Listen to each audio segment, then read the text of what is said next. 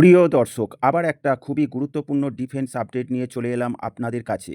ভারতীয় সেনাবাহিনী আবারও বড় পদক্ষেপ নিতে চলেছে। এবার দেশের ফ্রন্টলাইন T-90 MK3 ট্যাঙ্কগুলোতে যোগ হতে চলেছে আধুনিক ATGM অর্থাৎ anti tank guided missile system. এই আপগ্রেড কেবল একটা সাধারণ পরিবর্তন নয়, বরং এটি ভারতের যুদ্ধক্ষেত্রের শক্তি সক্ষমতা এক নতুন উচ্চতায় নিয়ে যাবে।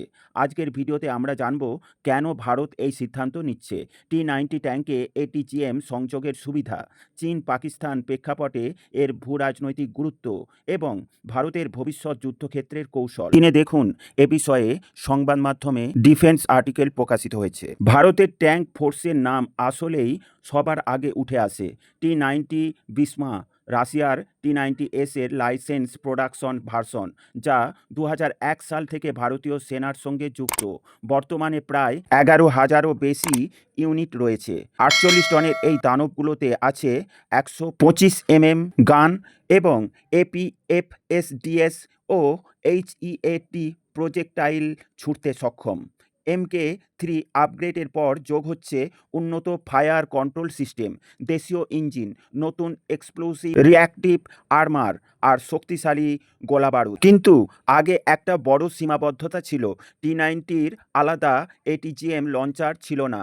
ফলে ট্যাঙ্কের কামান কেবল 2 থেকে 3 কিলোমিটার দূর পর্যন্ত কার্যকর ছিল। আধুনিক যুদ্ধ যেখানে শত্রুর ট্যাঙ্ক 10 কিলোমিটার দূর থেকেও আঘাত হানতে পারে, সেখানে ভারতীয় ট্যাঙ্ক পিছিয়ে পড়ছিল। সেক্ষেত্রে দেখতে গেলে ভারতীয় স্থলসেনার ক্ষেত্রে ATGM গেম চেঞ্জার সিদ্ধান্ত। ATGM বা অ্যান্টি ট্যাঙ্ক গাইডেড মিসাইল যোগ হলে কি হবে জানেন? দূরপাল্লা অর্থাৎ 4 থেকে 10 কিলোমিটার দূরে টার্গেট ধ্বংস করা সম্ভব হবে। চীন টাইপ 99A MBT কিংবা টাইপ 15 লাইক ট্যাঙ্ক এর মতো আধুনিক হুমকির মোকাবিলা বড় সুবিধা হবে।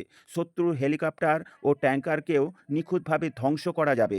ভারতীয় সেনা নাগ MK2 ATGM ট্রায়াল শেষ করেছে, যার রেঞ্জ 4 থেকে 7 কিলোমিটার এবং টপ অ্যাটাক মোড আছে, অর্থাৎ এটি সরাসরি ট্যাঙ্কের সবচেয়ে দুর্বল জায়গার ওপরে আঘাত হানতে সক্ষম।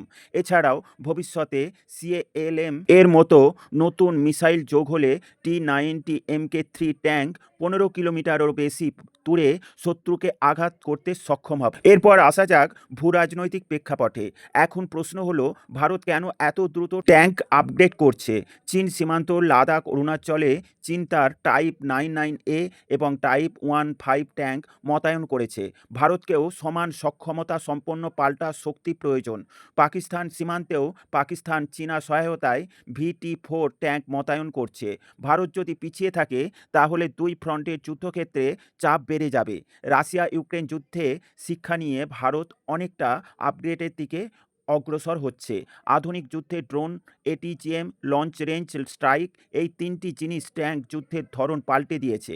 ভারতও সেই শিক্ষা নিচ্ছে, যাতে ভারতের T-90 MK3 ATGM আপগ্রেড শুধু সীমান্তে শক্তি বাড়াবে না, বরং মেক ইন ইন্ডিয়া প্রতিরক্ষা উৎপাদনের জন্য বড় সুযোগ এনে দেবে। এছাড়া জরোয়ার লাইট ট্যাঙ্ক এবং নাগ MK12 এর মতো দেশীয় প্রযুক্তির সাথে মিলিয়ে ভারত ধীরে ধীরে রাশিয়ার ওপর নির্ভরশীলতা কমাতে চাইছে।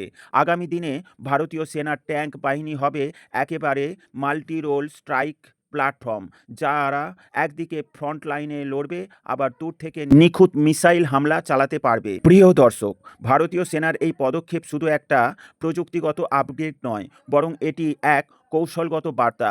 ভারত এখন আর শুধু প্রতিরক্ষামূলক নয়, বরং আক্রমণাত্মক ক্ষমতাও গড়ে তুলছে। চীন ও পাকিস্তান যদি সীমান্তে উত্তেজনা বাড়ায়, তবে ভারতীয় ট্যাঙ্ক বাহিনী আগের চেয়ে অনেক বেশি প্রস্তুত। প্রিয় দর্শক, ভারতের এই পদক্ষেপ সম্বন্ধে আপনাদের মতামত অবশ্যই কমেন্টের মাধ্যমে জানাবেন।